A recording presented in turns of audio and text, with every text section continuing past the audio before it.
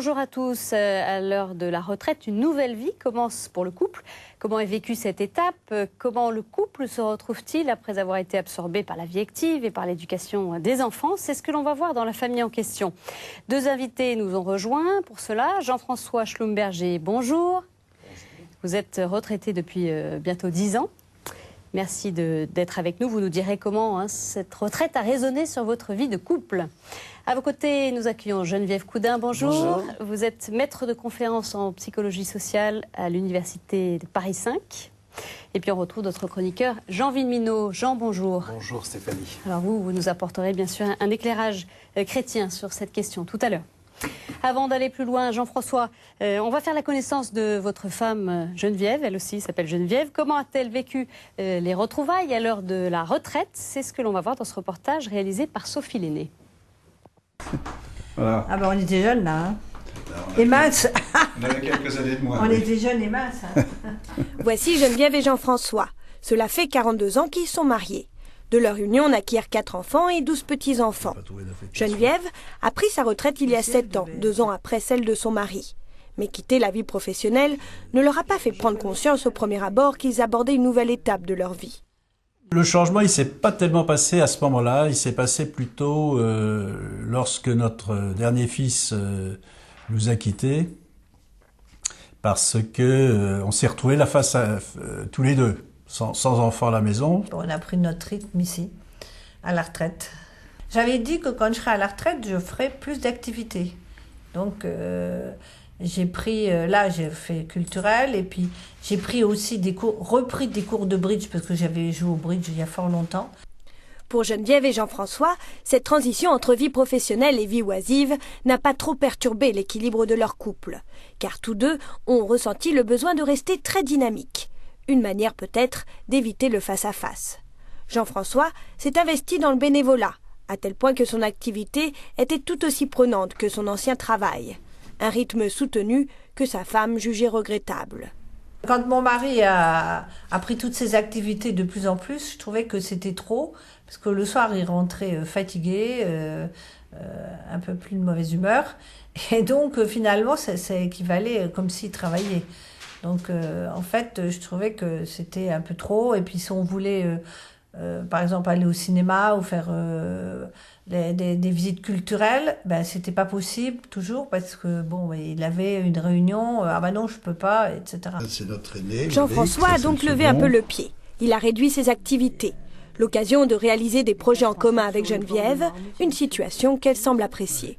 Depuis qu'il travaille moins, bon, il est plus cool, il est plus relax, il se lève moins tôt le matin, on peut, ça c'est sûr, c'est moins bousculé. On a plus d'échanges, parce qu'on se voit plus longtemps. Du coup, ils profitent de ce temps libre, ce temps privilégié, pour aller dans leur maison de campagne. Ils ont aussi opté pour l'évasion et s'offrent plusieurs vacances par an. On avait été dans le Vaucluse et on a fait l'abbaye de Sénanque, il y avait du Toronnet. Alors, pour le couple à l'heure de la retraite, peut-on parler de redécouverte harmonieuse ou de retrouvailles houleuses? Non, je pense que le passage à la retraite n'est pas quelque chose qu'on doit redouter, mais que ça peut être le départ d'une vie moins stressante, plus équilibrée peut-être d'une certaine façon. Ah bah oui, moi je trouve que le coup à la retraite, quand on est encore jeune, c'est positif. Et en bonne santé. Jeune et en bonne santé, c'est positif. Alors Jean-François, une réaction sur ce que disait votre femme, notamment sur le fait qu'à un moment, elle trouvait que vous étiez trop engagé dans vos activités. Vous étiez déjà à la retraite, mais vous faisiez du bénévolat, alors elle avait l'impression de ne pas vous voir tant que ça. C'est vrai que dans le bénévolat, dès que... C'est comme si vous travailliez presque. Oui, et puis on commence à donner la main, puis on vous prend assez rapidement le bras. Donc au début, j'avais quelques activités qui me permettaient d'avoir un certain équilibre entre le bénévolat et la vie de couple. Et puis petit à petit, ça a pris plus d'importance. Il a fallu voyager, aller à l'étranger. Enfin bon, je m'absentais un peu comme quand j'étais dans ma vie professionnelle. Donc effectivement, ça... Vous avez compris sa demande quand elle vous demandait de lever le pied? Voilà. Geneviève Coudin, des couples comme Jean-François, Geneviève, c'est assez représentatif de ce qui se passe? Écoutez, il y a autant de de situations Que de couple. presque. Oui. Mais là, on a des gens qui ont la chance d'avoir des activités, je dirais. Des gens privilégiés dans le sens où ils ont des ressources culturelles qui leur permettent de faire des activités intéressantes et utiles pour la société. C'est important pour même l'équilibre du couple à la retraite d'avoir encore beaucoup de choses à faire. Mais je ne sais pas si c'est important. Pour eux, ça semblait, en tout cas pour monsieur, ça semblait important. Mais de toute façon, je pense qu'il est important que chacun ait son activité. On ne peut pas vivre en fusion, je veux dire... Parce qu'on parle de retrouvailles à la retraite, mais qu'est-ce qu'on met derrière ce mot finalement? On met l'histoire du couple. Mais des gens ont toujours... Une histoire de couple qui a été toujours fusionnelle. Ils se retrouvent, est-ce qu'ils doivent se retrouver? Ils sont déjà ensemble. Des gens qui ont été séparés, effectivement, par leur activité professionnelle, ceux-là se retrouvent. D'autres, je suis désolée, d'autres vont au contraire éclater. Oui, alors il y a d'ailleurs un taux de divorce assez fort chez les retraités. Hein. J'ai pu remarquer qu'il y avait une petite crise souvent. De quelle nature? Eh bien, il faut que madame qui a disposé de l'appartement, par exemple, la maison toute seule, accepte de partager, fasse une place, accepte de partager. Oui, c'est pas évident. C'est pas en venant, je rencontrais une de mes amies et elle m'a dit que ça a été insupportable. Ça a duré 2 ans, qu'il a fallu travailler 2 ans sur leur couple parce que, effectivement, en même temps, de la même façon que chez vous, la retraite de monsieur est tombée en même temps que l'enfant qui partait, le dernier enfant qui partait. Ça fait beaucoup de choses. Ça fait beaucoup de choses. Oui. Voilà. Puisqu'il y a là, vous parlez de la retraite, on parle aussi de cette femme. Les psychologues ont toujours l'habitude de trouver des crises partout. Donc la crise du nid vide, la crise du nid vide sur laquelle effectivement le couple se retrouve face à face. On avait ce projet commun d'élever les enfants ensemble. Ils sont partis. On se retrouve face à face. Mais pour vous, est-ce que vous pensez qu'il y a inévitablement un ajustement quand ce couple se retrouve face à face? Oui, il y a un ajustement, bien sûr. Mais est-ce que l'ajustement, ça veut dire crise? Je ne pense pas. On parle toujours... Enfin, c'est comme... On parle du vieillissement, des difficultés du vieillissement. Non, moi, je crois qu'il y a une adaptation. Et heureusement qu'il y a ça, la vie continue, il y a une adaptation. Et la majorité des gens réussissent leur vieillissement. Le vieillissement normal, donc le vieillissement... On évolue...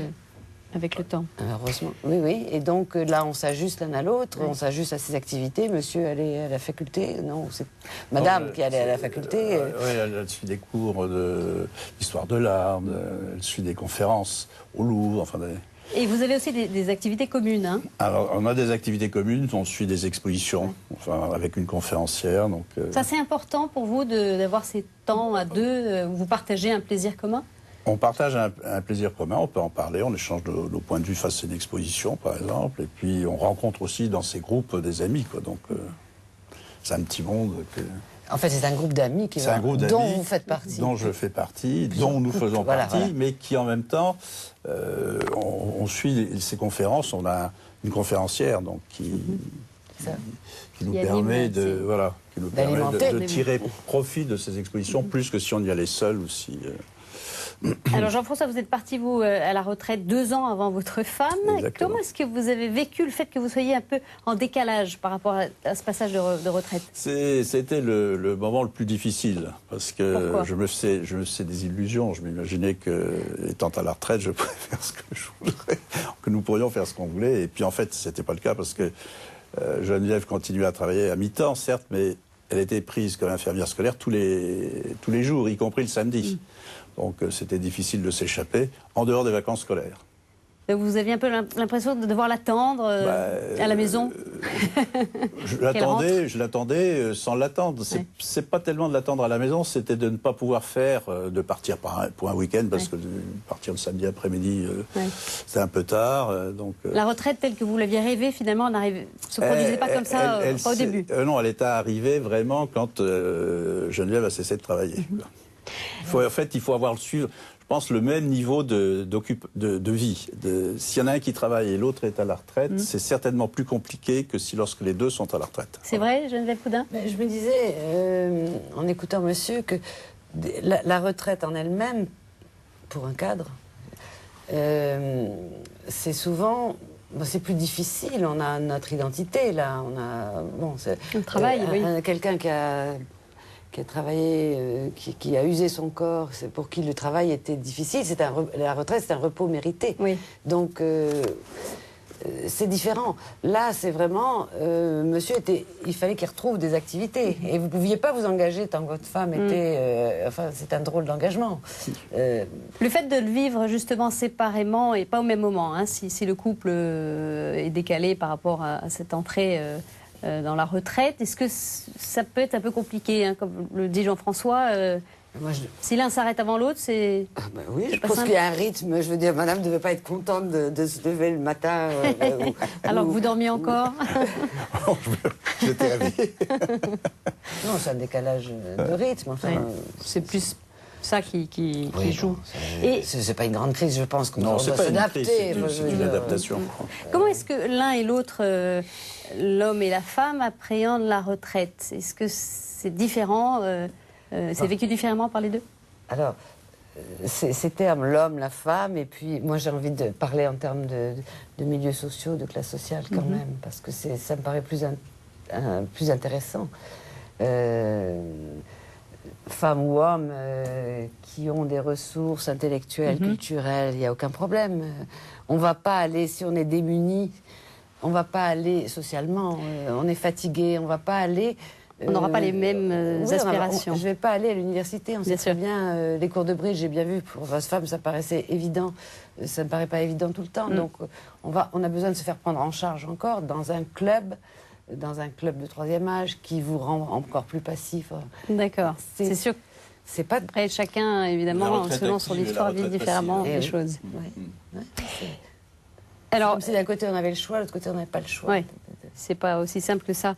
Et Jean-François, finalement, est-ce que vous pourriez parler d'un ajustement, même simplement ce face-à-face et comment il s'est passé une fois que Geneviève avait elle aussi arrêté de travailler, que le dernier est parti de la maison? Là, pour le coup, il y avait que vous deux. Oui, il n'y avait plus que nous deux. Moi, je ne peux pas dire que ce soit... il y a toujours eu des face-à-face. Bon. Mais les moments où on était ensemble étaient plus brefs, étaient moins nombreux. Mais bon. Qu'est-ce que ça change finalement dans le couple, cette retraite? Qu'est-ce que vous voyez comme différence? Moi, je trouve que oui, ça permet plus de se rapprocher, de profiter de l'un de l'autre, dans un climat plus détendu, moins le temps, on n'est pas à courir après le temps finalement. Oui. Non, je pense que... Enfin, pour nous, je pense que ça s'est passé facilement et que ça se passe... c'est un peu une redécouverte aussi de l'autre? On a plus de temps? Alors ça, c'est... pas si... Je dirais pas ça parce qu'on se connaît quand même au bout de... Ça fait 40 ans. Il n'y a plus grand-chose à découvrir? 42 ans. Oui, alors donc là, non, je pense que... Non, je dirais pas ça. Je dirais pas qu'on se redécouvre, mais je dirais qu'on... entre guillemets, on profite plus l'un de l'autre, parce qu'on a du temps à partager, parce qu'on a des activités à partager, parce que... Voilà. C'est une grande liberté. Ouais. Donc vous avez plus de temps pour des projets en commun, tout à fait. C'est ça qui est la grande différence. Est-ce que vous avez vu le dernier numéro de l'INSEE sur le bonheur des Français? Oui, qui augmente avec l'âge. Et le pic, c'est autour de la soixantaine, hein, c'est ça? Ça augmente à partir de 60. Non, oui, non, 60. Mais la meilleure période, c'est vraiment entre 62 et 70 ans. Ouais. Et après, ça chute. Donc, j'y pensais en lisant ça. Je pensais à votre émission. Je me disais... après, il y avait les mots MAUX, mais... On a moins de contraintes aussi, alors. Je pense que surtout, quand on devient plus âgé, on sait davantage ce qu'est le bonheur. On sait dire, on sait répondre à cette question, qu'est-ce que c'est que le bonheur? Et donc, on sait profiter. C'est ça dont le merveilleux de la retraite. La sagesse vient avec l'âge aussi. Avec le recul. J'ai vu ça, je fais des études là-dessus sur les jeunes qui sont très malades, qui ont une fin de vie, ou bien, bien sûr, avec le vieillissement, on prend enfin conscience qu'on n'est pas éternel. Et donc là, on a vraiment envie de profiter des amis proches, plus faire d'efforts à long terme, évidemment. Donc les amis proches, c'est beaucoup la famille. Voilà. Et notamment les gens avec qui on est en sécurité. Il se trouve que si on a un couple heureux, ben, c'est avec Bien sûr. ma femme, mon mari et les amis proches avec Ouais, qui les je vais faire amis des proches, et puis expositions. les amis proches et puis les enfants et les petits-enfants. Bien sûr. Parce Voilà. que On se concentre un peu sur l'essentiel, en fait. Voilà. Geneviève est très contente d'aller On se garder concentre sur l'essentiel, sur les émotions positives. des petits-enfants de temps en temps pour aider une belle fille, par exemple. Ça, elle est ravie. Geneviève Coutin, qu'est-ce qui favorise les bonnes retrouvailles? Il faut préparer ce départ à la retraite? Les bonnes retrouvailles, mais comme si on s'était... Les bonnes ou les mauvaises? On va dire celles Pourquoi qui sont retrouvailles les plus... on sait... Ou le temps partagé, ensemble. voilà, où on a plus de temps. Voilà, on va dire cette disponibilité à nouveau que l'on a l'un pour l'autre. Moi, je dirais que on a plus de chance si chacun a ses intérêts. Votre femme a son bridge, vous avez vos activités de bénévolat. Je pense que c'est important d'avoir chacun son...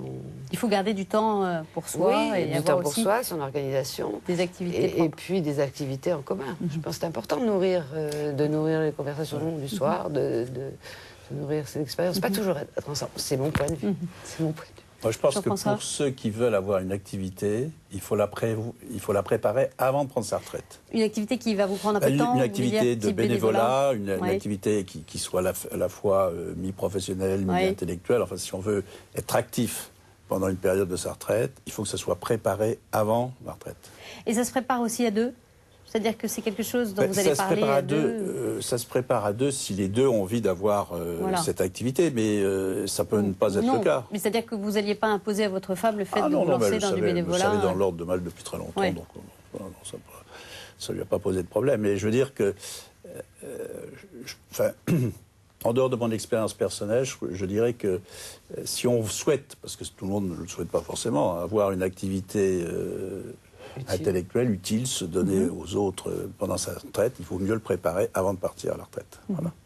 Et C'est comme ça, important. il n'y a pas une rupture vraiment. Voilà. Oui, avoir un rôle social, je pense que c'est important. Mais il y a d'autres gens qui sont extrêmement fatigués Oui. de par leur vie, Voilà. leur vie de travail. faut Des pouvoir activités le- très Et physiques, pour très qui- éprouvantes. Voilà, donc C'est le temps là, de ce repos. sont des vacances bien méritées et pour qui le bricolage dans la maison suffit. Oui. Après, à chacun finalement de trouver son ce qui équilibre. lui convient. L'important, et il y a deux. là je vais parler peut-être plus en clinicienne, c'est d'avoir du désir pour quelque chose. Donc ça va être une collection de papillons, ça va être l'ordre de Malte, ça va être j'ai un projet, j'ai envie de faire quelque chose. Et ça c'est la vie. Voilà. Ça c'est la vie, sinon voilà, du souffle. Qui résonne dans la vie de couple également. Et on ne doit pas porter de jugement sur quel est cet objet. Et ce monsieur, un monsieur qui bricole, eh ben, ça va être de faire son meuble et de... Alors vous évoquiez tout à l'heure le fait qu'effectivement il y a des couples pour qui finalement ça casse à la retraite. Je crois que le taux de divorce a augmenté d'un tiers en 10 ans. Le taux de divorce des plus de 60 ans, c'est énorme. Oui, alors qu'est-ce que vous Alors, pensez de ça? je n'ai pas d'avis, j'allais vous demander, vous qui Non, êtes plus dans je dans pense- l'analyse de ce genre de chiffres, qu'est-ce qu'il faut y voir? Parce que ça veut dire Moi- qu'on moi, se retrouve, on n'a plus les enfants, on n'a plus le boulot. Oui, je pense que ce sont des couples qui ne fonctionnaient pas, de toute façon. Voilà, qui ont Et que masqué les choses avec, oui, et avec que le reste. maintenant, les enfants sont partis, ce devoir, on a amené nos enfants là où ils devaient être amenés, maintenant on n'a plus cette responsabilité, chacun peut vivre pour soi. Enfin, bon, c'est comme ça que je le vois. C'est un couple qui ne devait pas fonctionner. Et ça Certainement. éclate au grand Oui, jour c'était- à la retraite. Oui, Ouais. Ou au départ des enfants. Ou au départ des enfants. au départ des enfants. Voilà. Un événement de vie comme ça, c'est un et l'autre sont des événements de vie qui font que ça casse. Bon, alors là, après... vous savez, vous avez peut-être lu le livre de De Singly, enfin, ou entendu parler, c'est ce livre qui s'appelle Libre ensemble. Oui. On veut tout. On Oui. veut être à la fois ensemble et puis libre dans notre société. Et alors, individualiste. Voilà. individualiste. Mais Difficile de concilier tout ça. oui, on veut tout. Enfin, ça dépend, je vais dire encore une fois. Là, j'avais souligné les classes sociales qui me paraissaient importantes, mais j'ai envie de souligner maintenant à quelle cohorte j'appartiens, à quelle génération j'appartiens. Je veux dire, maintenant, les baby-boomers ont une mentalité, une idéologie différente Bien sûr. des gens de 80 ans actuellement. Donc, c'est toujours difficile d'avoir des avis définitifs Oui. sur... Avec parce- par rapport à des générations. Voilà, par rapport à qui des évoluent. générations. Oui. Donc, la génération d'après 68, c'est évident qu'il y a ce... Et c'est maintenant, on les voit arriver, c'est eux dont on parle, là, vous dites ces divorces nombreux. C'est là, je veux tout, je ne veux pas m'encombrer finalement de ce qui entrave ma liberté. Ouais. Voilà. Mais bon, l'égoïsme, c'est porter un jugement, oui. Mais oui, vous en portez tout cas, un jugement là-dessus. il y a un ça semble il y a un tellement fait sociologique qui est là. insupportable. Ouais. Je ne suis pas sûre qu'un couple, ça ne se travaille pas aussi. Enfin, un couple se travaille dans les premières années, ça doit se travailler aussi à la retraite. Parce que je pense que c'est une illusion. Ou bien c'était vraiment insupportable. Ouais. Ces ajustements, on les fait. Le couple se travaille aussi à la retraite, c'est Je vrai. pense. Merci à tous les deux. Alors Jean, quel est votre regard sur ces retraités et cette nouvelle vie qui s'ouvre à eux? Mais je crois qu'il faut d'abord prendre conscience que notre vie est une succession de changements d'état de vie. Et que ces changements d'état de vie ont toujours un caractère brutal. Et en même temps, il nous faut du temps pour y rentrer pleinement. Et je pense que la retraite a un caractère brutal. On cesse de travailler, les enfants s'en vont, il y a des changements dans notre corps qui peuvent être très significatifs, peut-être d'une façon plus particulière chez la femme que chez l'homme. Bref, il y a un changement d'état qui peut faire peur et qui fait que beaucoup, je pense, ne réussissent pas parce qu'ils font comme s'ils n'étaient pas à la retraite, ou ils cherchent à trouver des solutions pour que ça se fasse en douceur, au lieu de décider de prendre à bras-le-corps ce nouvel état de vie, qui a cette particularité, et c'est nouveau, et je trouve là une explication sur le drame des divorces, c'est qu'on en prend pour 25 ou 30 ans, avec les progrès de la médecine. Donc c'est une tranche de vie qui est très longue et qui n'existait pas il y a simplement un siècle ou un siècle et demi. C'était relativement court, avec tous les nouveaux problèmes qu'il y a. Alors, moi, je caractériserais ce changement d'état de vie par deux choses qui me frappent beaucoup. Premièrement, je crois qu'on passe de la maîtrise des choses à un certain détachement qui ira jusqu'au dépouillement. Et qui a une certaine illusion de croire qu'on va pouvoir faire exactement ce qu'on veut. En fait, il y a un certain détachement. Et puis, deuxièmement, je crois que l'autre caractéristique, c'est qu'on passe de l'autorité au service. Alors là, je pourrais développer ça, par exemple, dans le cadre de la famille, des enfants ou des petits-enfants, et pareil pour autre chose. Par exemple, vous avez aujourd'hui beaucoup de gens qui ont entre 60 et 70 ans, qui ont des parents qui vivent la dépendance, qui ont des enfants qui sont très demandeurs, et des petits-enfants qui sont beaucoup. Ce qui veut dire qu'en fait de liberté, on peut se laisser submerger. On est pris en sandwich et on a l'impression qu'on ne maîtrise plus rien. Donc je crois que c'est un état de vie qui nous appelle d'une façon renouvelée mais très forte au don de soi. Or le bonheur de l'homme, c'est de se donner. Si j'en crois la révélation, le seul bonheur qu'on peut trouver, c'est de se donner. Et donc je dirais aux jeunes retraités, méfiez-vous de toute attitude qui consiste à remplir votre retraite. Bien sûr que c'est pas idiot de faire du bridge ou de faire du voyage, mais ça c'est annexe, c'est pas premier. La chose essentielle, c'est quel sens je vais donner à ces 25 ans ou à ces 30 ans, le sens que je peux donner étant de me donner à quelqu'un et aux autres. Alors de ce point de vue-là, je pense que la vie de couple, qui est le don mutuel d'un homme et d'une femme, prend une coloration tout à fait particulière au niveau de la retraite, nouvelle. Parce que on n'est plus à l'âge où on éduque des enfants, on n'est plus à l'âge où on cherche un équilibre entre vie professionnelle et vie de couple. On est à un moment où effectivement il faut se construire en vue d'un avenir qui est finalement l'éternité, en vue puisqu'on rentre dans cette dernière étape avant la rencontre avec le Seigneur.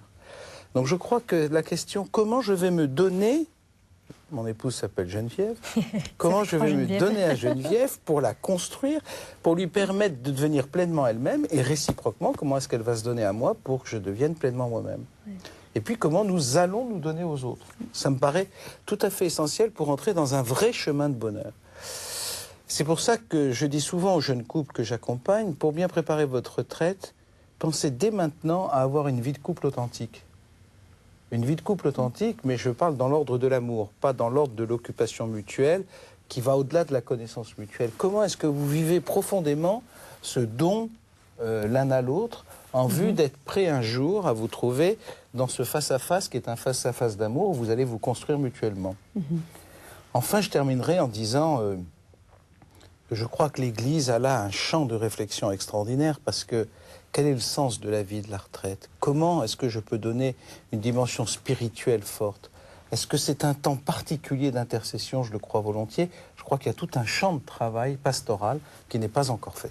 Merci Jean et merci à tous les deux. Voilà, vous pouvez retrouver cette émission sur le site kto-tv.com. À la semaine prochaine. Au revoir.